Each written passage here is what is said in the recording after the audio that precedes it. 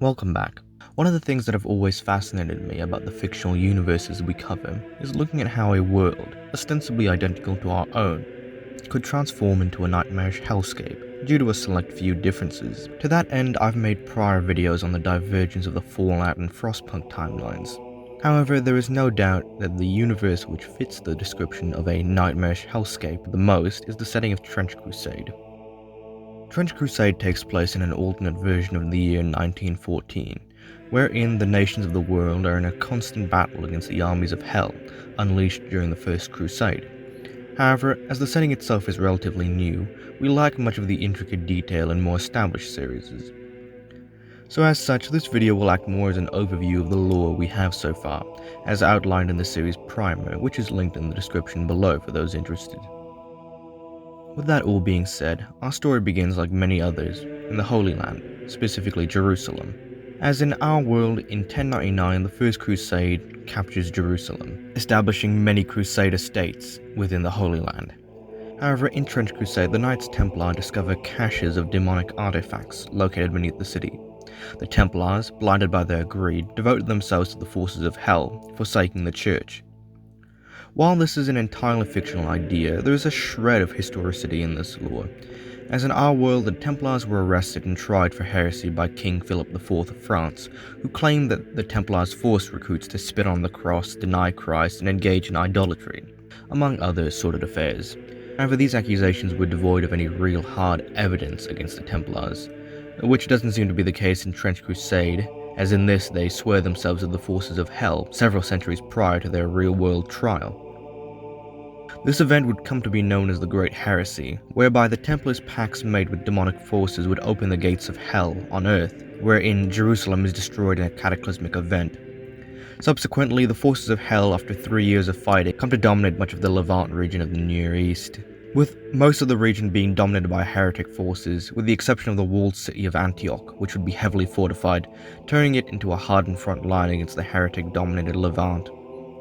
On the topic of the Levant, as the forces of hell began to rapidly consolidate their territory and raid into nearby nations in the early 12th century, the sudden and overwhelming advance of heretic forces threatened the existence of the Islamic Sultanate of Rum. Before this disaster could occur, God came to the aid of the Sultanate and manifested the prophesied Iron Wall. A call was therefore made and sent out to all Muslims worldwide, and over the coming decades, the majority of Muslims across the world would migrate to the newly walled Sultanate. The Iron Wall is officially known as the Iron Wall of Dul Qarnan, which translates to two-horned one, and encompasses a vast and massive bulwark tens of thousands of kilometers wide, circling the Sultanate as a whole. The Iron Wall is actually something which theoretically exists in our own world, as Dul Qarnan was a legendary ruler described in the Quran as having built an iron wall. Dul Qarnan is actually believed to have been a depiction of Alexander the Great, as a legend about Alexander states that he built an iron wall somewhere in the Caucasus, specifically to keep out the Scythians. And it's believed he was given the name Dul Qarnan due to the fact that many depictions of Alexander had him with horns, a similar motif which was also found ascribed to the Greek god Zeus, leading to his name in the Quran being Dul Qarnan, which, as we stated before, means two-horned one. Despite the combined efforts of the Sultanate and the Church, the wars against the heretics would continue to last through the 12th and 13th century, until the early 14th century, where a fierce internal conflict within the Church led to most of their military being occupied elsewhere, with the forces of hell using this as an opportunity to extend their domain in the Near East. This already dire situation would be further compounded when one of the princes of hell, Beelzebub, unleashes the plague known as the Black Grail on Europe between 1345 and 1353. For further context, in demonology, one of the classifications of demons is the Seven Princes style, which organizes the major fallen angels who sided with Lucifer during his failed rebellion against God, with each specific prince being associated with a specific one of the 7 deadly sins. Predominantly, Beelzebub is associated with gluttony. Just to clarify as well, Beelzebub and the devil/Lucifer are not the same. They are separate entities in actuality.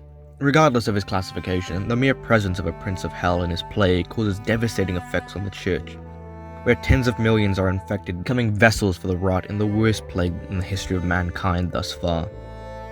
This would only be averted by the actions of the living Saint Joan of Arc, as in this universe, with most of Europe being united against the heretics, there's no 100 Years' War between France and England for Joan to fight in. Instead, in the year 1429, she and her forces are able to drive the Black Royal Plague and the forces of Beelzebub out of Europe. Similarly, in the year 1429, the entire city of Argos in Greece is taken by God.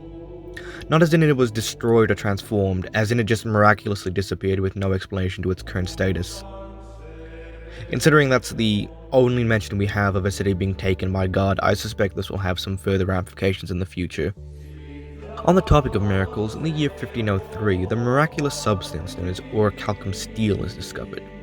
Though extremely costly to produce, the metal proves to be effective against any and all missile weapons.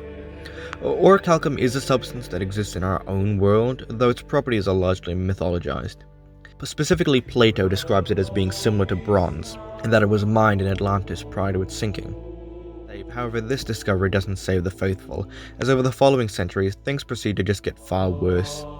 Antioch is wiped off the map in 1545 by a mysterious heretic infernal weapon, which I believe could be some form of prototype nuclear weapon, considering this date mirrors the destruction of Hiroshima and Nagasaki in our own world, albeit 400 years prior.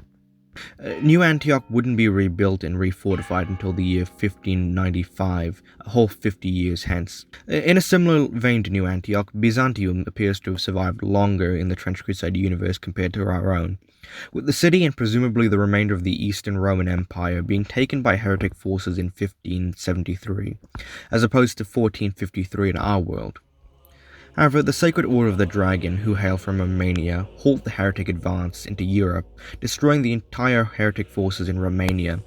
In doing so, they sought to imitate their namesake in Vlad the Impaler, with the victorious forces impaling 1 million heretics in the Romanian hills.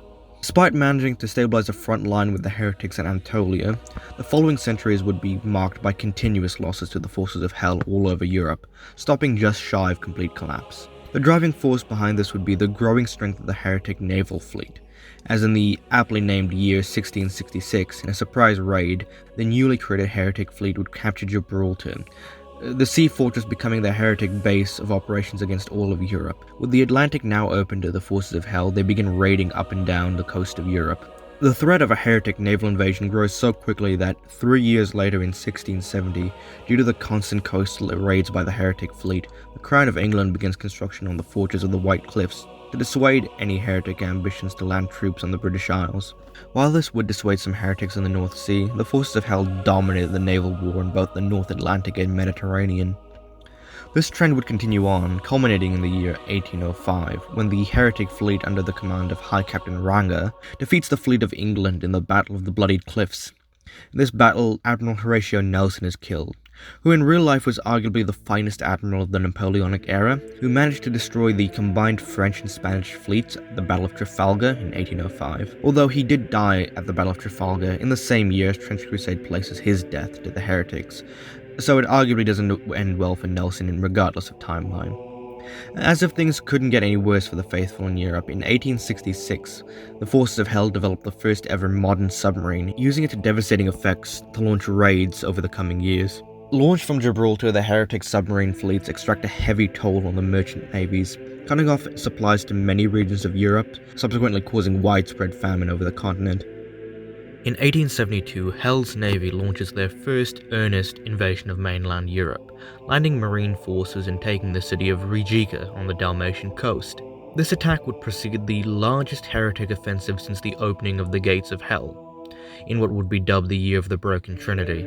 In just a few months, heretic death commandos simultaneously assassinate key figures of the Church's leadership, including the Supreme Pontiff, the High Prophetess, and the Holy Roman Emperor. With this loss of organized leadership, the faithful of Europe become less capable to defend against the hellish invasion of Europe. The heretic legions, commanded by Hell's nobles of the Seventh Circle and a huge vanguard of tanks, launch a simultaneous lightning offensive in the Levant and Europe. They're managing to push heavily into Iberia and the Balkans. The heretic legions begin to stall their advance. In Iberia especially, they are halted in a stalemate at the Battle of Cordoba in 1910, where heretic artillery manages to devastate the city, but their forces fail to gain access to the heartland of Hispania.